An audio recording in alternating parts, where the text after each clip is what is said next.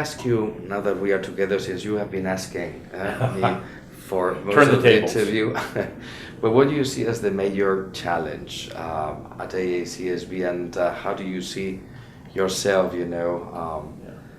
facing that challenge and trying to make it, an opportunity for the development of AACSB? Yeah, I think there's a couple of things that are becoming clear from the travels and from the visioning process. One of the things that we're doing simultaneously with the visioning process is the strategic planning process. So that will determine, based upon the vision for management and the vision for business schools and management schools, what does AACSB need to be doing to help support schools of management in the future, given this future vision. I think some things are becoming very clear. One thing that we need to do is we need to help schools do a better job of telling that story about how they're a force for good in society. So the influential leaders is just the beginning of that.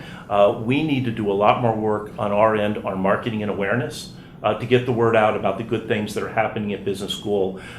We want every prospective business school student to know who AACSB is and why they should go to an AACSB accredited institution.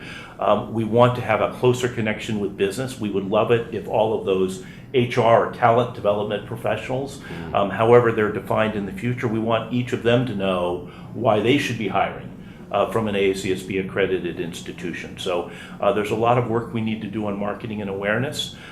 We've become much more global over the last decade. Represented by you, perhaps being the incoming chair of our board next year.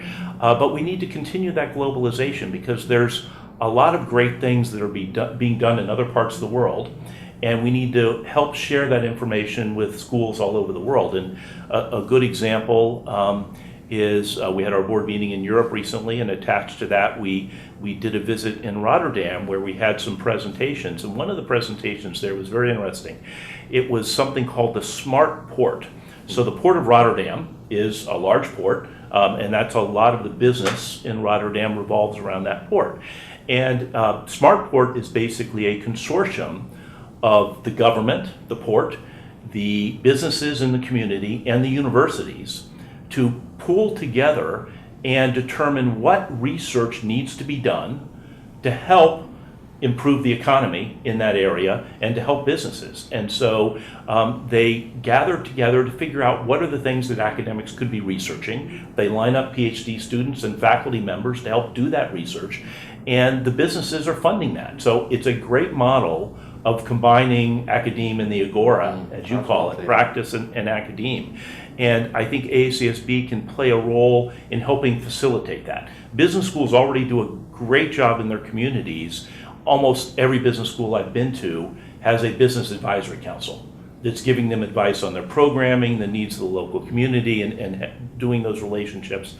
We think there's a lot more AACSB can do to share the best practices or effective practices that are going around the world. So those are the major themes that are emerging so far.